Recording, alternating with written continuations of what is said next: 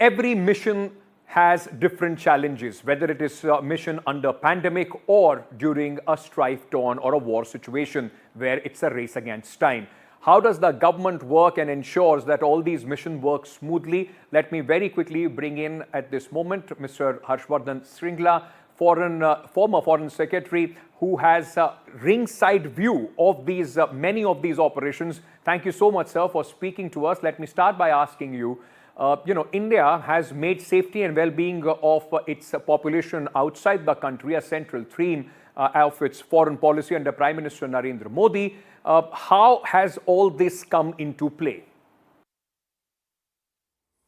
So, under Prime Minister Modi's leadership, I think the concepts of India first and no Indian left behind have been very much part of our foreign policy efforts. When I was Foreign Secretary 2020 to 2022, we saw at least 3 of such evacuation missions undertaken. The first was in the wake of the COVID-19 pandemic.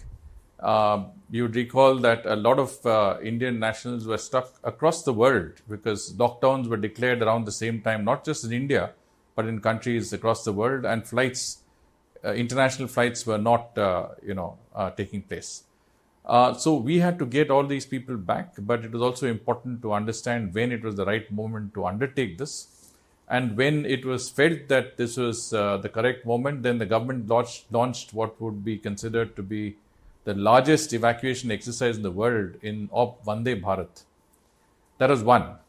The second was when the Taliban was entering Kabul, and there was a transition phase between the government in Afghanistan and the Taliban taking over. And we had to evacuate our nationals at that time of conflict and uncertainty. And that was called Op Durga Shakti. And the third, and the one that you're referring to, which is probably the most important in many senses, was when the Ukraine conflict broke out. And we found that we had some 25,000 nationals in Ukraine, including 22,000 students, mainly medical students studying in medical colleges across Ukraine, many of them in conflict zones. And that operation was called Op Ganga. And that is the one that I think caused most amount of concern because of the students and the number of people involved, and also the fact that evacuations were taking place right from the midst of conflict zones. And in all of these evacuations, I think Prime Minister Modi led from the front. His guidance and his overall, I would say, oversight of these missions was critical in ensuring that the missions went according to a certain plan, that there was full coordination between the different departments and agencies of the Government of India. Give us an insight, sir, because operation during COVID pandemic time must have presented its own share of complications and challenges. Could you elaborate on how these operations were conducted? So there are 3 levels of challenges here. The first was, I think, for the government to determine when it was a good time to actually start bringing back our people home, because we were under strict lockdown. And, bringing people back meant that we had to also deal with, the infections that came with it, because COVID-19 was rampant across the globe. There were different strains of the virus which were prevalent. And then that involved a lot of, I would say, inter-ministerial consultations. I remember Prime Minister Modi himself held very high-level meetings with the involvement of the Home Minister, Defence Minister, External Affairs Minister, a number of key ministers who were involved, and the Secretary is concerned. And I remember also that as Foreign Secretary, I made that presentation on the status of Indians stranded across the globe, but also I would say, different, conditions prevailing in different parts of the world that were inhibiting easy evacuation, because people had quarantines, people had lockdowns, countries had different rules and regulations. So it wasn't easy to conduct an evacuation without very meticulous planning and attention to detail.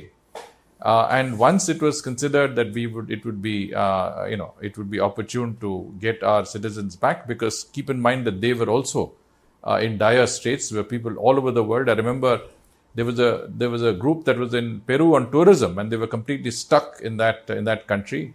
In a distant part of the world, there were people, many of our young people working in cruise ships, and they were stuck in places like Japan, other places.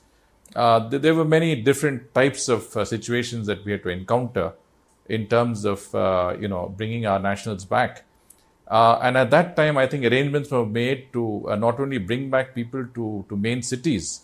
The idea was to make sure that they went as close to home as they could. So if you were from, Andhra Pradesh or Telangana, you flew to Hyderabad. If you were from, the north, you flew to Chandigarh or Delhi. If you were in the east, you flew to Kolkata. So that sort of arrangement was made to ensure that, people were dropped off as close to their homes as possible. Rescue operations in a war zone or a conflict situation are always a race against time. Tell us in detail about what happened in Afghanistan operation. No, absolutely right. I mean, the difference between an operation where you're bringing back people home and bringing back people home under duress, which is basically under conflict situations, is totally different. But in both in Devi Shakti and in Op Ganga, we had conflict situations, and we had to bring back people quickly before the situation became worse, and that there was a possibility of casualties.